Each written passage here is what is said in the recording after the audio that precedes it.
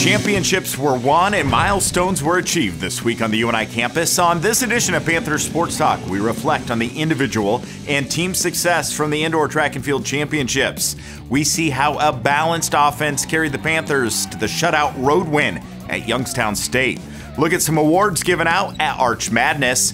And we reflect on 100 conference wins for Coach Farley and 300 career wins for Coach Jacobson.